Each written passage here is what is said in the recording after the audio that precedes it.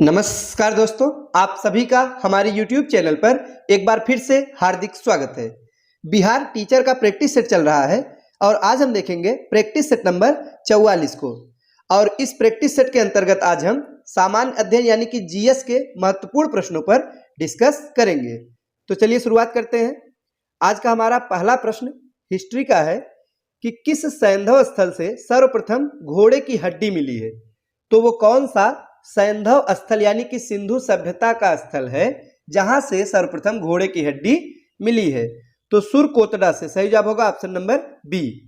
तो सुरकोतड़ा से घोड़े की हड्डियां मिली है। इसके साथ ही साथ सैंधव सभ्यता का एक स्थल है मोहनजोदड़ो, तो यहां से मिट्टी की बनी घोड़े की आकृति मिली थी। अगला प्रश्न है कि किन दो जैन तीर्थंकरों का उल्लेख ऋग्वेद में मिलता है। तो बताइए कि किन दो जैन तीर्थंकर हैं जिनका उल्लेख हमें ऋग्वेद में मिलता है। तो सही जवाब होगा ऑप्शन नंबर ए यानी ऋषभदेव और अरिष्टनेमि। तो ये वे दो जैन तीर्थंकर हैं जिनका उल्लेख कहाँ मिलता है, ऋग्वेद में मिलता है। अब आइए देखते हैं ऋषभदेव के बारे में। तो ऋषभदेव ये जैन धर्म के पहले तीर्थंकर थे। तो किस क्रम के तीर्थंकर थे, पहले। कुल जैन धर्म में 24 तीर्थंकर हुए थे, इनके बारे में भी जानते रहिएगा। तीर्थंकर यानी कि गुरु कह सकते हैं। तो इनमें से जो सबसे पहले तीर्थंकर थे वे थे ऋषभदेव, या इनका एक अन्य नाम आदिनाथ भी था। वही अगर अरिष्टनेमि की बात की जाए तो ये 22वें नंबर के तीर्थंकर थे। तो किस नंबर के, 22वें नंबर के थे अरिष्टनेमि और पहले नंबर के थे ऋषभदेव। इन दोनों तीर्थंकरों का उल्लेख हमें ऋग्वेद में मिलता है। और दोस्तों इसके साथ ही साथ वायु पुराण, विष्णु पुराण और भागवत पुराण में ऋषभदेव का उल्लेख नारायण के अवतार के रूप में भी मिलता है।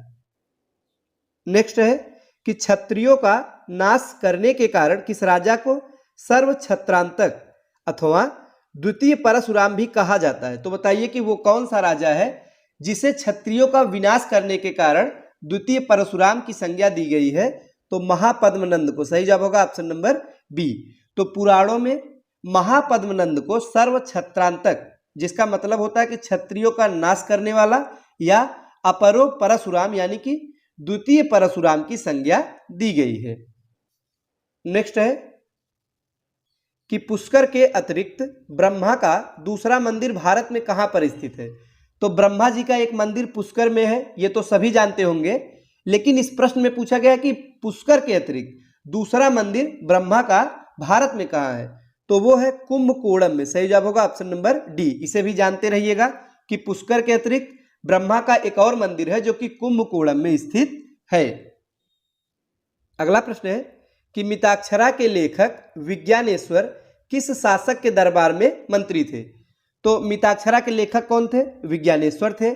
और ये किस शासक के दरबार में मंत्री थे ये हमें बताना है। तो सही जवाब है ऑप्शन नंबर बी यानी विक्रमादित्य षष्ठ के दरबार में मंत्री थे। अगला प्रश्न है कि महमूद गजनवी के सोमनाथ आक्रमण के समय वहां का राजा कौन था।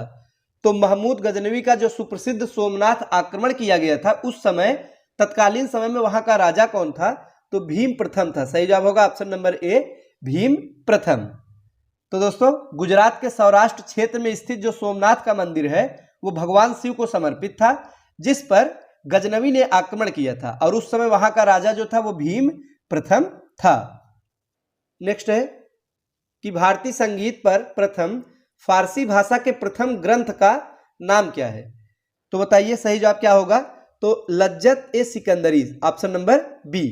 तो सिकंदर लोदी के समय संगीत पर लज्जत ए सिकंदरी नामक एक ग्रंथ की रचना हुई जो भारतीय संगीत पर प्रथम फारसी भाषा का ग्रंथ था। आगे है कि किस संत ने पंचायतन पूजा की शुरुआत की थी। बताइए कि पंचायतन पूजा की शुरुआत किस संत ने किया था। तो शंकराचार्य ने। सही जवाब होगा ऑप्शन नंबर डी। शंकराचार्य ने ही पंचायतन पूजा की शुरुआत की, जिसमें कि शिव प्रमुख देवता हैं तथा गणेश शक्ति ब्रह्मा एवं विष्णु सहायक देवता हैं।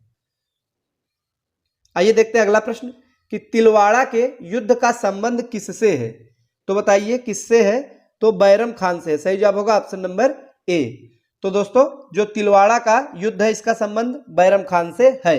ब्यास नदी के तट पर यह युद्ध हुआ था। तो याद रखिएगा किस नदी के तट पर हुआ था, तो व्यास नदी के तट पर तिलवाड़ा का युद्ध हुआ था, जिसमें बैरम खान पराजित हुआ और अकबर के सामने उसे पेश किया गया था, जहां पे अकबर द्वारा 3 प्रस्ताव दिए गए कि चंदेरी की सूबेदारी, अकबर का व्यक्तिगत सलाहकार होना और हज की यात्रा पर जाना। तो इसमें क्या हुआ कि इन प्रस्तावों में बैरम खान ने हज यात्रा को स्वीकारा और यात्रा पर निकल गया। अगला प्रश्न है कि भारत में डच व्यापारिक कंपनी द्वारा प्रथम कारखाने की स्थापना कहां की गई थी। तो यहां पर डच व्यापारिक कंपनी की बात की जा रही है। तो डचों ने भारत में सबसे पहले अपना व्यापारिक कारखाना कहां पे स्थापित किया, तो मसूलीपट्टनम में। सही जवाब होगा ऑप्शन नंबर डी।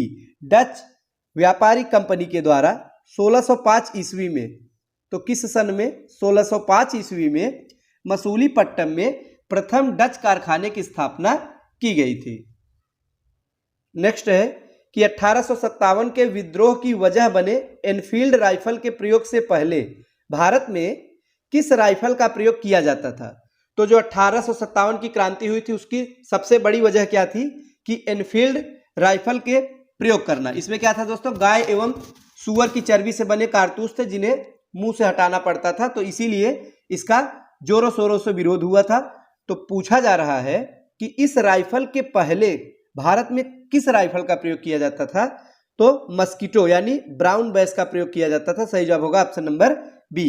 तो ये जो 1857 की क्रांति हुई थी इसके पहले अंग्रेजों द्वारा मस्कीटो यानी ब्राउन बैस राइफल का प्रयोग किया जाता था, किंतु बाद में इसके जगह पर एनफील्ड राइफलों का प्रयोग हुआ जिसमें चर्बी युक्त कारतूसों का प्रयोग किया जाता था। इसी के कारण 1857 की विद्रोह हुआ था।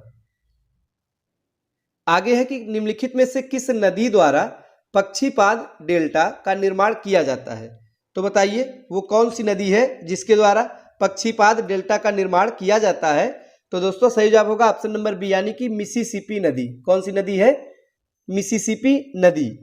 तो पक्षी के पंजे की आकृति वाला डेल्टा है, इसीलिए इसका नाम है पक्षीपाद। पाद यानी कि पंजा, तो पक्षी के पंजे की आकृति की जैसी डेल्टा जिसका निर्माण तो दोस्तों किसके द्वारा यानी मिसिसिपी नदी के द्वारा किया जाता है।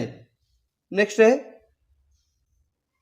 कि कोरियोलिस बल उत्पन्न होता है। सही जवाब होगा ऑप्शन नंबर बी पृथ्वी के परिभ्रमण से। तो पृथ्वी की जो अक्षीय गति के कारण है वो पवनों की दिशा में विक्षेप उत्पन्न होता है और इस परिवर्तनकारी जो बल है इसी को कोरियोलिस बल कहते हैं। आगे है सूची 1 को सूची 2 से सुमेलित कीजिए। स्थानीय पवनों का नाम है, दूसरी सूची में देश का नाम है। आइए देखते हैं किस देश से संबंधित है। तो पहला है चिनूक। तो ये जो चिनूक स्थानीय है दोस्तों पवन, ये संयुक्त राज्य अमेरिका से संबंधित है, ए का 4 से सुमेल हो जाएगा। बी में है फॉन, तो स्विट्जरलैंड का स्थानीय पवन है, बी का 1 से सुमेल। सी है हरमट्टन, तो हरमट्टन गिनी तट पे। डी है सिराको पवन, तो उत्तरी अफ्रीका में, यानी कि डी का 2 से सही सुमेल होगा। तो इसका सही कूट क्या होगा, तो साथियों ऑप्शन नंबर सी इस प्रश्न का सही कूट हो जाएगा। तो ये थे आज के महत्वपूर्ण प्रश्न। वीडियो अच्छा लगा हो तो लाइक करें, चैनल को सब्सक्राइब करें। मिलते हैं अगले वीडियो में कुछ नए नए प्रश्नों के साथ। तब तक के लिए नमस्कार।